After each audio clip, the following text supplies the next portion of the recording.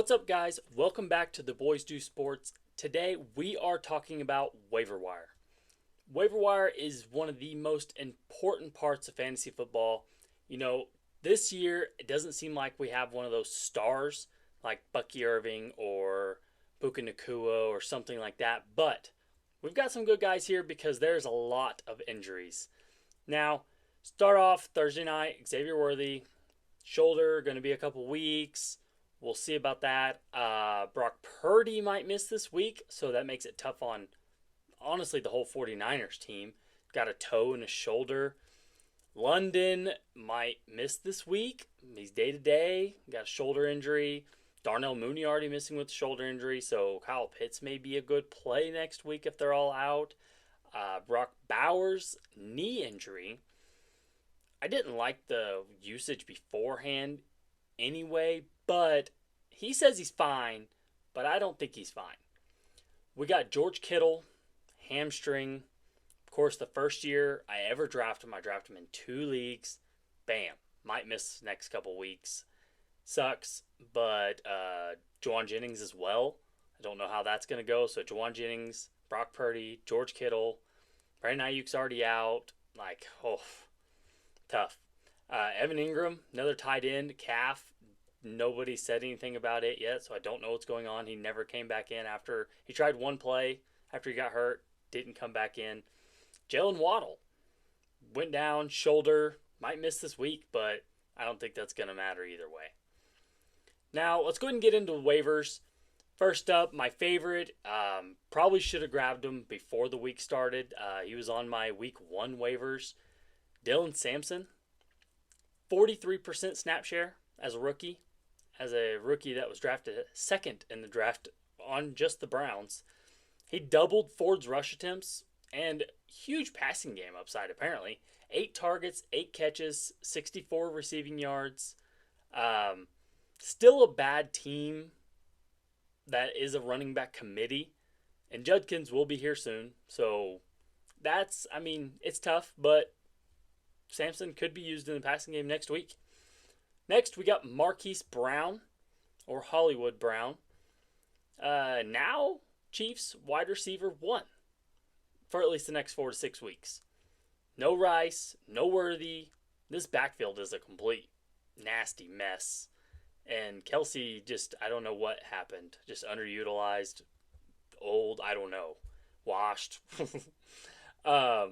But anyway, Marquise Brown had 16 targets, 10 catches, 99 yards, and a wild 41% target share. That's not sustainable, but it's a stat. So next, we're going to start our tight ends. Michael Mayer.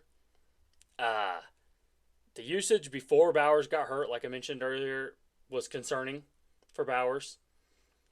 And Mayer played 63% of the first half snaps. So that was before Bowers went down. So he played on a lot of single tight end sets, and the Raiders ran a lot of 12 personnel. So several big tight ends went down this week. So Michael Mayer may be a good snag. Harold Fannin Jr. is my next tight end. He had a huge 72% snap share. Played all over the field. Wasn't just playing tight end. He was playing all over the field. He led the team in targets and had 7 catches for 63 yards. So that's pretty good. And I think it's less detrimental to Njoku as it is to Judy. It was harder on Judy. Last, Daniel Jones, quarterback. New team, new DJ, plenty of weapons and great rushing ability. He had 30 fantasy points thanks to his 2 rushing touchdowns. If he can produce like his 2022 season where he had 700 rushing yards, then I think he should be rostered everywhere. Now, I know it's tough. Week 1, who do I drop? I drafted these guys. It's tough. Just a couple names here that are 40% or more rostered, so most likely could end up on your roster. Jerome Ford. A lot of people are probably going to say hold on to him, but I think it's just clogging a roster spot. 63% rostered. He'll be the RB3 when Judkins plays, and that could be as soon as this week. So I'm out on Jerome Ford. Trey Harris, 40% rostered. might be the wide receiver 4 for the Chargers. I mean, Quentin Johnston looked fantastic. Keenan Allen looked good. Ladd McConkey, like, give me all them guys over Trey Harris.